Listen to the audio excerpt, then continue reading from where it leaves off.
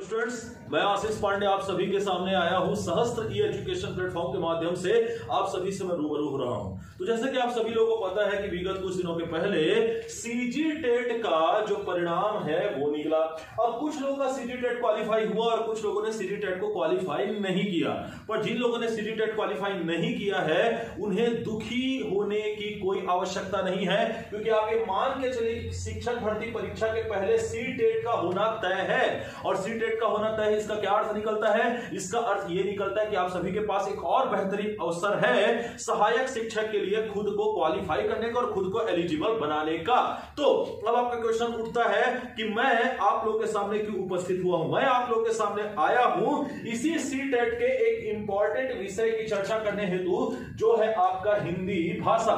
जैसा कि आप सभी लोगों को पता है कि हिंदी भाषा जो है वो सी टेट में एक बहुत ही इंपॉर्टेंट अध्याय के रूप में कंसिडर किया जाएगा और हिंदी से क्वेश्चंस आने तय है, ये आप सभी लोगों को पता है। तो इस वीडियो के माध्यम से मैं आज आप लोगों को हिंदी के सबसे बेसिक और बहुत ही महत्वपूर्ण अध्याय का आपको अवगत कराने वाला हूं, अध्याय से आपको अवगत कराने वाला हूं, जो है आपका भाषा।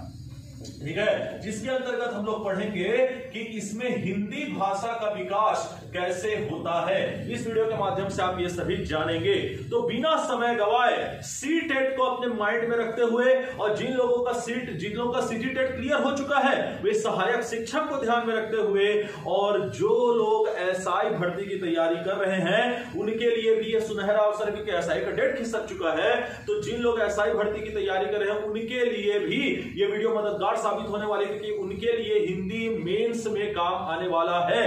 तो बिना समय गवाए आज का टॉपिक हम लोग स्टार्ट करते हैं। तो देखिए, जैसा कि आप सभी लोगों को यहां पर दिख रहा है कि हमको पढ़ना है हिंदी और भाषा के बारे में। तो सबसे पहले आपको यह जानना पड़ेगा कि ये भाषा क्या होती है। ध्यान से सुनिएगा मेरी बात को। देखिए, भाषा जो है वो संस्कृत के एक धातु भाष से निकला है। अब आप ये पूछेंगे सर कि ये धातु क्या होता है जो आपने कहा।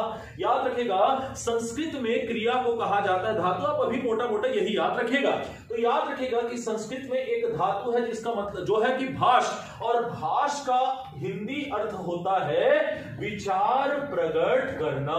भाष का हिंदी अर्थ क्या होता है? विचार प्रकट करना। इस प्रकार भाष धातु का अर्थ क्या हुआ? विचार प्रकट करना। अब आप यहां पर एक बात समझिए कि इससे पहले कि आप भाषा को जाने आपको समझना पड़ेगा कि विचार क्या होता है। अच्छा देखिए, जब आप लोगों ने इस वीडियो को क्लिक किया होगा तो आप लोगों के मन में कोई ना कोई भाव आया होगा। अब वो भाव मैं नहीं जान सकता जब तक आप मुझे अपने ध्वनि के माध्यम से मुझ तक ना पहुंचा दे, या एग्जैक्टली ये जो मैं जो आप लोगों से चर्चा कर रहा हूं इस वीडियो के माध्यम से, जो मैं आपसे रूबरू हो रहा हूं, वो आप तब तक नहीं जान पाएंगे जब तक मैं बोलकर अपने अंदर की भावनाओं को आप तक ना बता दूं। तो ध्यान रखिए, मैं बार बार एक चीज का यहाँ पे उच्चारण कर रहा हूं, वो है आपका भाव। याद रखिएगा, जो आपके मन में भाव उठते हैं, जो याद रखिए अध्वन्यात्मक होते हैं। अध्वन्यात्मक होने का तात्पर्य क्या है? जिनमें कोई ध्वनि नहीं होती है, अर्थात वह अध्वन्यात्मक इकाई जिसे भाव के नाम से जाना जाता है, वही आपका क्या है? विचार है। तो याद रखिए, विचार यहां पे क्या है? विचार यहां पे है अध्वन्यात्मक इकाई, आपके अंदर की भावनाएं। अब देखिए, आपके अंदर जो भावनाएं हैं, आपके अंदर जो विचार है, वो तो अध्वन्यात्मक है। अब इस अध्वन्यात्मक इकाई को यदि आपको दूसरे व्यक्ति तक पहुंचाना है तो उसके लिए आपको क्या की जरूरत होगी? एक ध्वनि युक्त माध्यम की जरूरत होगी। बस समझिए, यही तो भाषा है। तो ध्यान से समझिएगा, भाषा वह ध्वनि युक्त माध्यम है। क्या कह रहा हूं मैं? भाषा वह ध्वनि युक्त माध्यम है जिसके द्वारा एक व्यक्ति दूसरे व्यक्ति या एक व्यक्ति या समूह दूसरे व्यक्ति या समूह तक अपने विचारों का आदान प्रदान कर सकता है, अपने विचारों का विमर्श कर सकता है, अपने विचारों का विनिमय कर सकता है। देखिए, इसको लोग रटते हैं, रटने की क्या जरूरत है? बिल्कुल रटने की आवश्यकता नहीं है। तो यहां पर आप समझिए क्या है भाषा। तो जैसा मैंने बताया कि उसके लिए आपको विचार पता होना चाहिए। विचार क्या है? आपके मन में उठ रहे भाव। अभी जो भाव होते हैं इनमें ध्वनि नहीं होती है, तो जिनमें ध्वनि नहीं होती उन्हें क्या कहा जाता है? अध्वन्यात्मक इकाई कहा जाता है। अब इस अध्वन्यात्मक इकाई को अगर मुझे आप तक पहुंचाना मुझे क्या चाहिए? ध्वनि युक्त माध्यम चाहिए। तो भाषा क्या है? भाषा वह ध्वनि युक्त माध्यम है जिसके द्वारा एक व्यक्ति या समूह दूसरे व्यक्ति या समूह तक अपने विचारों का आदान प्रदान करता है, या विचारों का विमर्श करता है, या विचारों का विनिमय करता है। तो देखिए यहां पर हमने समझा कि भाषा क्या होती है। अब देखिए ध्यान से सुनिए, यहीं पर मैं आपको बताता हूं कि भाषा की विशेषता क्या होती है। अब आप पूछेंगे कि सर ये क्यों जरूरी है? क्योंकि आपको एक और चीज भी पढ़ना है, भाषा का पेडागॉजी, उसके लिए ये काम आएगा। तो भाषा की विशेषता भी हम देख लेते हैं, इसके बाद हम स्ट्रेट फॉरवर्ड टर्न हो जाएंगे हिंदी भाषा के विकास की ओर। तो ध्यान से सुनिएगा मेरी बात को कि भाषा हमेशा से याद रखेगा, भाषा एक सामाजिक प्रक्रिया है। अब इसका तात्पर्य क्या है कि भाषा को आप समाज के इर्द गिर्द रहकर सीख सकते हैं और जीवन पर्यंत, अर्थात आप अपने जन्म से लेकर के मृत्यु तक भाषा को सीखते रहते हैं समाज के माध्यम से, इसलिए भाषा एक सामाजिक प्रक्रिया है। अच्छा, अब भाषा कैसे सीखी जाती है? तो याद रखिएगा भाषा अनुकरण द्वारा सीखी जाती है। अनुकरण को आप इंग्लिश में बोलते हैं फॉलो करना। तो याद रखिए कैसे फॉलो करेंगे आप? तो दो तरीके से, एक तो आप उच्चारण के माध्यम से फॉलो करेंगे, दूसरा आप लेखन शैली के माध्यम से फॉलो करेंगे। तो याद रखिएगा भाषा अनुकरण के द्वारा सीखी जाती है, या तो किसी के उच्चारण को देखकर उसे गेन करते हुए, या तो किसी के लेखन शैली के माध्यम से। याद रखिएगा तीसरी विशेषता जो भाषा की है कि भाषा सदैव परिवर्तनशील होती है। चाहे आप हिस्टोरिकल पॉइंट ऑफ व्यू से देखें, अर्थात समय के आधार पर आप भाषा देखें कि आज से 200 साल 300 साल पहले की हिंदी ऐसी हिंदी नहीं थी, ठीक है? तो भाषा समय के हिसाब से, जियोग्राफी के हिसाब से, माध्यम के हिसाब से हमेशा क्या होती रहती? परिवर्तनशील होती रहती। ये भी आप ध्यान रखेंगे। और भाषा का ये जो परिवर्तन है वो हमेशा कठिनता से सरल की ओर होता है, ये आप याद रखेंगे। जैसे मैं आपको अभी भाषा के विकास में पढ़ाऊंगा कि संस्कृत से हिंदी निकली, संस्कृत हमें क्लिष्ट लगती है, लेकिन हिंदी जो उसका रूप है वो हमें क्या लगता है? सरल लगता है। तो इसमें होता क्या है कि समय के आधार पर, जियोग्राफी के आधार पर मनुष्य जो है अपने सुविधा के आधार पर भाषा को सरल कर लेता है, इसलिए भाषा का परिवर्तन हमेशा कठिनता से किसकी ओर होगा? सरल की ओर। पर भाषा के परिवर्तन से भाषा का मूल रूप बिगड़ सकता है, इसलिए हमेशा याद रखिएगा कि भाषा का सदैव एक मानक रूप होता है, एक स्टैंडर्ड फॉर्म होता है, जिसे अब ये मानक रूप क्या है? तो भाषा का वह रूप जो व्याकरणिक रूप से शुद्ध हो उसे हम क्या कहते हैं? भाषा का मानक रूप कहते हैं। तो भाषा हमेशा मानक रूप से क्या होती है? मतलब कोई भी भाषा हो उसका एक मानक रूप जरूर होता है। जैसे कि जो हम हिंदी बोलते हैं आम बोलचाल की भाषा में अपने दोस्त से, यार से जो बात करते हैं वो एक्चुअल हिंदी नहीं है, पर मैं जो आपसे अभी यहां पे चर्चा कर रहा हूं ये वहां शुद्ध हिंदी का प्रयोग करने की यहां पे क्या कर रहा हूं? चेष्टा कर रहा हूं। तो ये क्या हुई? ये भाषा की मानक रूप हुई, हिंदी भाषा का मानक रूप हुआ जो कि व्याकरणिक रूप से शुद्ध है। तो हर भाषा का एक मानक रूप होता है जो कि व्याकरणिक रूप से शुद्ध होता है। तो आपको मैंने यह सब क्यों बताया? क्योंकि हिंदी भी एक भाषा है जिसके बारे में हम पढ़ने जा रहे हैं। तो अगर हमें हिंदी भाषा के बारे में समझना है तो उससे पहले समझना जरूरी था कि भाषा क्या होता है, जिसे मैंने शॉर्ट फॉर्म में इस वीडियो के माध्यम से आपको समझा दिया। अब बिना समय गवाए हमको देखना है कि भाई हिंदी भाषा का जो विकास है वो कैसे हुआ, ये बहुत इंपॉर्टेंट है। तो अगला और सबसे इंपॉर्टेंट टॉपिक जिसके लिए आपने इस वीडियो को क्लिक किया है वो है हिंदी भाषा का विकास। तो ध्यान से सुनिए मेरी बात को, ये बहुत इंटरेस्टिंग स्टोरी है और स्टोरी को स्टोरी की तरह समझते हैं, ठीक है? देखिए याद रखेगा प्राचीन काल से ही आर्यवर्त में अर्थात आज के भारत में बोली जाती थी संस्कृत भाषा। अब आपको पता है कि इसी संस्कृत भाषा में हमारे वेदों की रचना हुई है। तो याद रखेगा इस संस्कृत के दो रूप प्रचलित हुआ करते थे, एक रूप हुआ करता था वैदिक रूप और दूसरा रूप हुआ करता था लौकिक रूप। ध्यान दीजिएगा इस बात को कि संस्कृत के कितने रूप प्रचलित थे? दो रूप प्रचलित थे, एक था वैदिक रूप और दूसरा आपका क्या था? लौकिक रूप था। अच्छा अब एक बात समझिए यहाँ पे कि जैसे कि मैं यहाँ पे एक शिक्षक हूं, आप मुझे सुन रहे हो, मेरी भाषा में और आपकी भाषा में थोड़ा अंतर हो सकता है, इसीलिए मैं यहाँ पे हिंदी भाषा पढ़ा रहा हूं। अर्थात जिन्हें साहित्यों का ज्ञान था, जिन्हें वेदों का ज्ञान था, उनकी संस्कृत उच्च कोटि की थी और इसीलिए संस्कृत के उस रूप को क्या कहा जाता था? वैदिक रूप कहा जाता था। जैसे कि आपको मैं बताता हूं कि हमारे हिंदू संस्कृति में, सनातनी संस्कृति में 4 वेदों का जिक्र किया गया है, ऋग्वेद, सामवेद, यजुर्वेद और अथर्ववेद। तो ऋग्वेद, सामवेद, यजुर्वेद, अथर्ववेद में जो संस्कृत लिखी गई है उसे वैदिक संस्कृत कहा जाता था। और याद रखिएगा, ये वैदिक संस्कृत हर किसी के बोलने की बस की बात नहीं थी। ऋग्वेद को कहने वाले होता, सामवेद को कहने वाले उद्गाता, यजुर्वेद को कहने वाले अथर्वयु और अथर्ववेद को कहने वाले ब्रह्मा।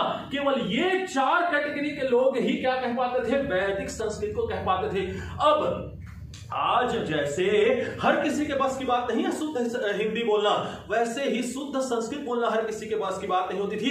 तो उस समय की आम जनता जिस प्रकार की संस्कृत बोलती थी उसे हम लौकिक संस्कृत बोलते थे। नाम से ही पता चल रहा है, लौकिक संस्कृत अर्थात लोगों द्वारा बोली जाने वाली संस्कृत। तो याद रखिएगा, संस्कृत के कितने रूप हुए?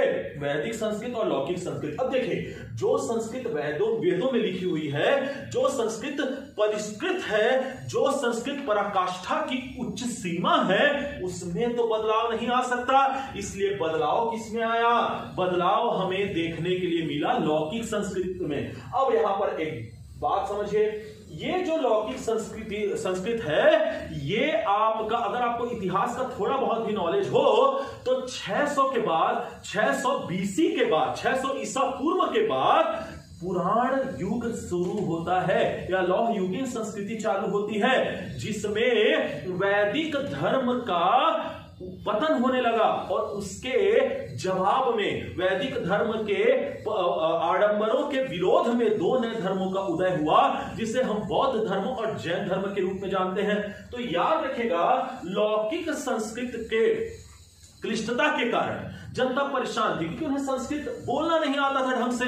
और इसका उस समय के पुरोहित क्या उठाने लगे? फायदा उठाने लगे, उन्हें डराने लगे। किसके नाम पे? धर्म के नाम पे। इसी के प्रतिकार स्वरूप बौद्ध धर्म और जैन धर्म का उद्गम हमको देखने के लिए मिलता है। अब हुआ क्या कि बौद्ध धर्म और जैन धर्म पॉपुलर क्यों हुआ? बौद्ध धर्म और जैन धर्म पॉपुलर इसलिए हुआ क्योंकि उन्होंने अपने धर्म का जो प्रचार है वो लोकल लैंग्वेज में किया, उस लैंग्वेज में किया जिसे जनता समझ पाए, उनके मन से डर हटे। अब मैं आपसे आपकी भाषा में बात करूंगा तो आप बोलोगे ना, यार इस सर से पढ़ना चाहिए क्योंकि ये तो हमको हमारे लेवल पे आकर समझा रहे हैं ना। बस वही बात है। तो ये लौकिक संस्कृत से एक भाषा का जन्म हुआ जिसे कहा जाता है पाली। कुल मिलाकर के लौकिक संस्कृत जब बिगड़ी अर्थात और आसान हुई, जैसे मैंने क्या बताया था आपको कि भाषा हमेशा कठिनता से सरलता की ओर गमन करती है, तो जब लौकिक संस्कृत और सरल हुई तो हमें क्या देखने को मिला? पाली। और ये पाली किनकी भाषा कही जाती थी? बौद्धों की भाषा कही जाती थी। इस चीज को आप ध्यान रखिएगा। जब ये पाली भाषा और बिगड़ी तो ये बनी प्राकृत, और ये प्राकृत और सरलतम रूप था और इसे अपनाया जैनों ने। ठीक है, तो ध्यान से सुनिए मेरी बात। लौकिक संस्कृत से बना आपका पाली, पाली से बना आपका क्या? प्राकृत। और जब प्राकृत और बिगड़ा तो ये बना क्या? आपका अपभ्रंश। ठीक, अब यहीं तक ये सफर नहीं रुका। अपभ्रंश जब बिगड़ा तो ये बना आपका क्या? अवहट्ट। ठीक है, अवहट्ट का मतलब ही होता है बिगड़ा हुआ, विकृत, जिसे परिवर्तित कर दिया गया हो, जो पूर्ण रूप से बदल चुका हो, जिसमें पूर्ण रूप से विकार उत्पन्न हो चुका हो, उसे हम क्या कहते हैं? अवहट्ट कहते। तो यहां तक का सफर मुझे लगता है कि आपको समझ में आ गया होगा। तो सबसे पहले सुनिए मेरी बात। हमने क्या पढ़ा कि हमने पढ़ा कि संस्कृत के कालांतर में 2 रूप प्रचलित हुआ करते थे, एक वैदिक संस्कृत और एक लौकिक संस्कृत। चूंकि वैदिक संस्कृत तो वेदों की भाषा और वेदों को परिवर्तित करना तो असंभव है, इसलिए परिवर्तन किसमें आया? लौकिक संस्कृत में आया। लौकिक संस्कृत बिगड़ करके किसमें बना? पाली में बना। पाली किसकी भाषा थी? बौद्धों की भाषा थी। पाली बिगड़ करके क्या बना? आपका प्राकृत बना। प्राकृत किसकी भाषा थी? जैनों की भाषा थी। प्राकृत बिगड़ करके क्या बना? अपभ्रंश बना। अपभ्रंश बिगड़ करके क्या बना? अवहट्ट बना। अब यहां पर ध्यान से सुनिए, यहीं से मेन अब हमारा स्टार्ट होता है कि हिंदी कैसे बना। ये आज की जो हिंदी है ये क्या है? तो ध्यान से समझिएगा मेरी बात को। अवहट्ट का याद रखिए, अगर हम मान के चले कि अवहट्ट माता है तो इसकी 7 पुत्रियां हुई। कितनी पुत्रियां हुई? 7 पुत्रियां हुई। अब आप बोलेंगे कि सर आप पुत्रियां क्यों कह रहे हैं, पुत्र क्यों नहीं? क्योंकि भाषा स्त्रीलिंग है जी, तो इसलिए अवहट्ट की कितनी पुत्रियां हुई? 7 पुत्रियां। सबसे पहली पुत्री का नाम था शौरसेनी। पहली पुत्री का नाम क्या था? शौरसेनी।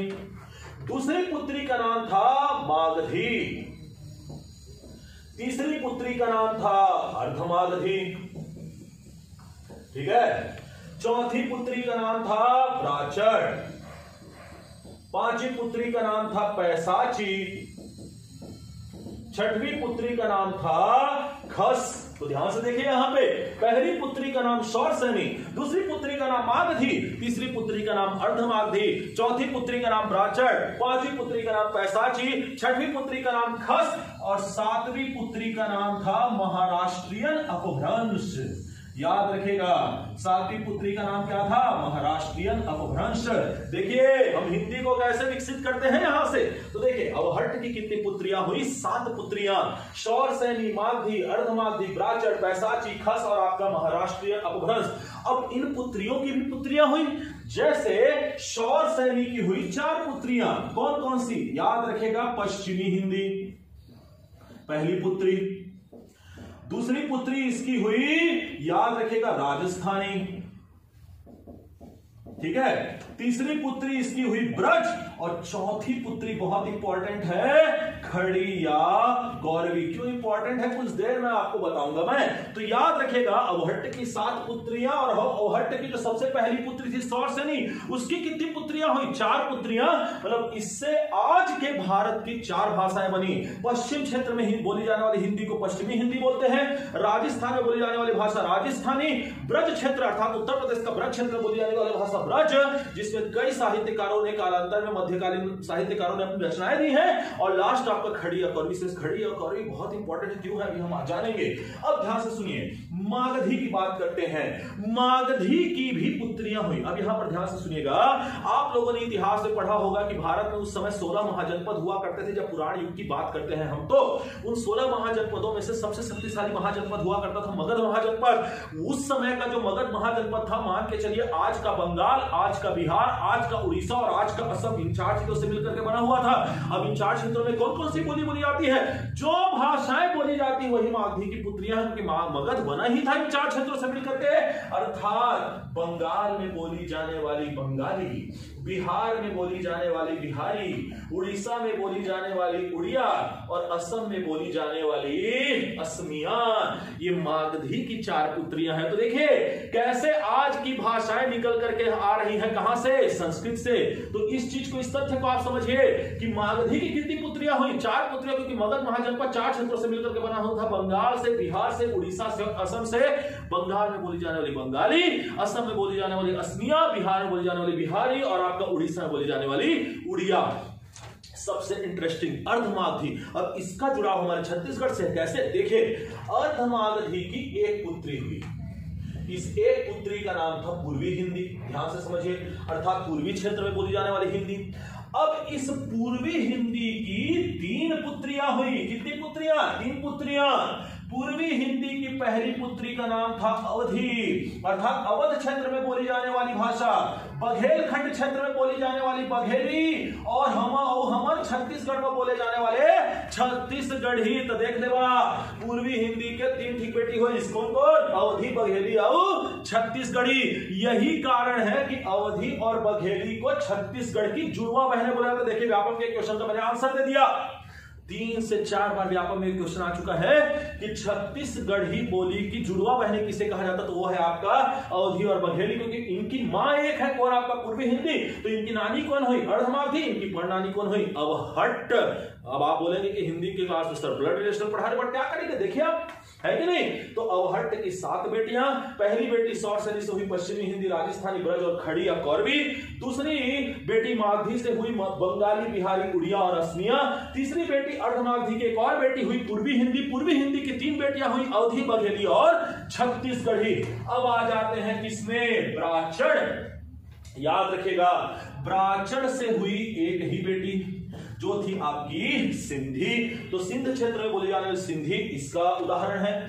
उसके बाद पैसाची, पैसाची से 2 भाषा निकल करके आई, लहंदा और आपका पंजाबी। अर्थात पंजाब क्षेत्र, हिमाचल के आसपास क्षेत्रों में बोली जाने वाली जो बोलियां है वो आपको पैसाची से मिलेंगी।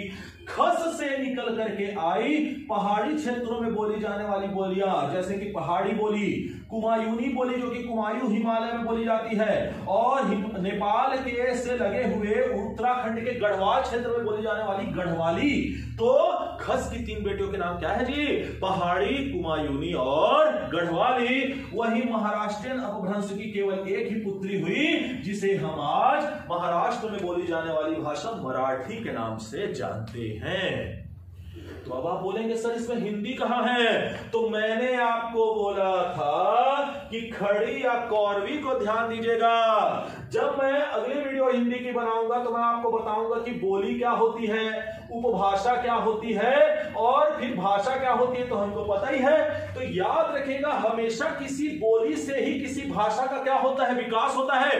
तो अभी जो हम हिंदी यूज करते हैं और जिस हिंदी का व्याकरण पढ़ने के लिए आपने इस वीडियो को क्लिक किया है, वो खड़ी या कौरवी बोली से ही विकसित हुई है। तो आज की जो हमारी हिंदी भाषा है वो किस बोली से विकसित हुई है? वो खड़ी बोली से विकसित हुई है। और यहीं पर आज के वीडियो का ये जो चैप्टर था, जो कंक्लूजन था, वो हमने निकाल लिया। हिंदी भाषा का विकास कैसे हुआ।